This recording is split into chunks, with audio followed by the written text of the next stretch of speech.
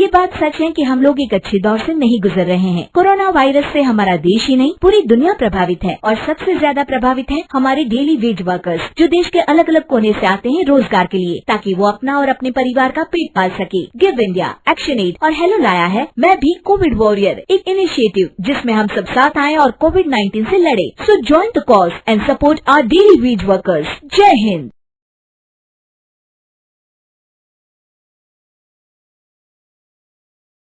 एक बार की बात है, रमा की 2 बहुएं थी, रश्मि और इंदु।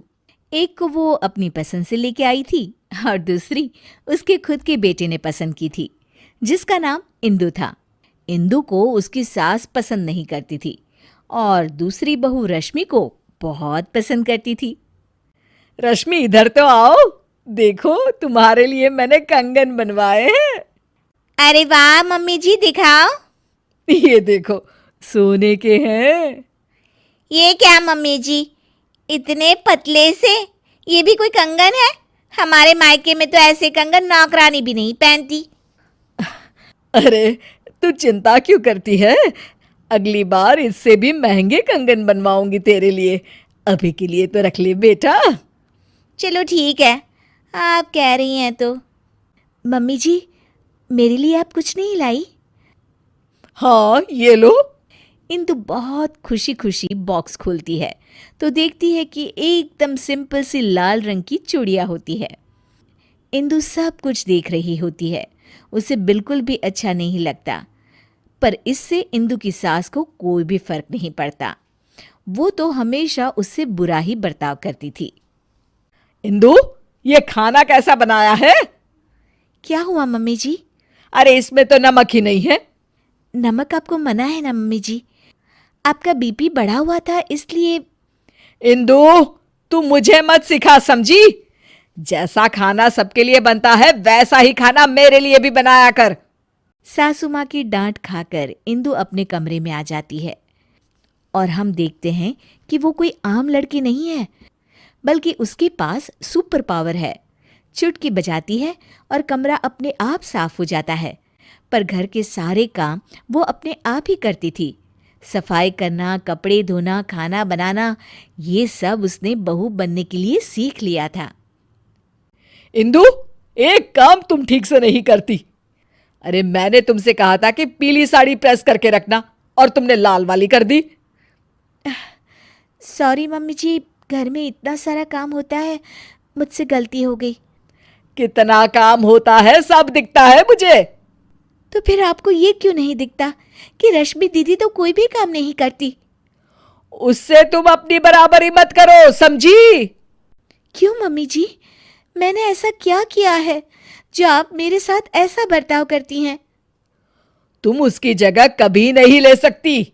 उसे मैं पसंद करके लाई थी और तुम। मैं क्या मम्मी जी, रुक क्यों गई? तभी वहां रश्मि आ जाती है। तुम तो अनाथ थी, समझी? वो तो आकाश भैया पता नहीं कहां से तुम्हें पसंद करके लाए और हमारे ऊपर थोप दिया। इंदु को ये सब सुनकर बहुत बुरा लगता है और वो अपने कमरे में चली जाती है, फूट फूट कर रोने लगती है। इतने में अचानक उसकी माँ की रूह उसके सामने आ जाती है। इंदु, उठो बेटा।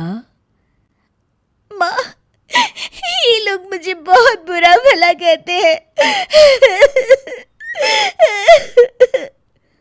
कोई बात नहीं बेटा, तुम आकाश से बहुत प्यार करती हो, इसीलिए तो इंसानों की दुनिया में रह रही हो। मैं तो तुमसे हमेशा से कहती आई हूं कि चलो यहां से अपनी दुनिया में। हाँ माँ, पर अब मुझसे बर्दाश्त नहीं होता। तो चलो मेरे साथ वापस हमारी अपनी दुनिया में इंदु। हाँ माँ, मैं आपके साथ ही जाना चाहती हूँ। तुमने सच में मन बना लिया है ना बेटा? हाँ माँ, मैं आपके साथ ही जाऊंगी। इंदु अपनी माँ के साथ वापस जा ही रही होती है कि तभी उसे कुछ बुरा होने का एहसास होता है।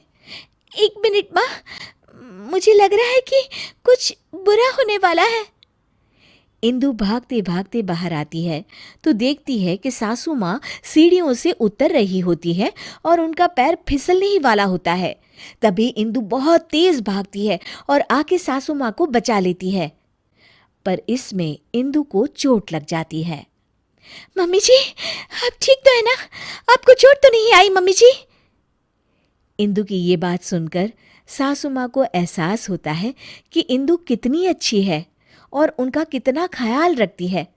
खुद जख्मी होते हुए भी वो सास की परवाह कर रही है। बेटा, चोट तो तुझे आ गई और तू अभी भी मेरी परवाह कर रही है। थैंक यू बेटा, थैंक यू। अगर तू न होती तो न जाने क्या होता। नहीं नहीं मम्मी जी, जब तक मैं हूँ आपको कुछ नहीं होगा। मुझे माफ कर देना बहू, मैंने हमेशा तेरे साथ बहुत बुरा बर्ताव किया। अरे नहीं मम्मी जी, प्लीज आप इस तरह माफी मत मांगिए। इंदु, इधर तो आओ बहू। जी मम्मी जी। ये लो तुम्हारे लिए। ये क्या है मम्मी जी? इंदु बॉक्स खोलती है तो उसमें सोने के कंगन होते हैं। मेरी फेवरेट बहू के लिए एक तोहफा। इंदु खुश हो जाती है और अपनी सास के गले लग जाती है। Thank you mummy ji.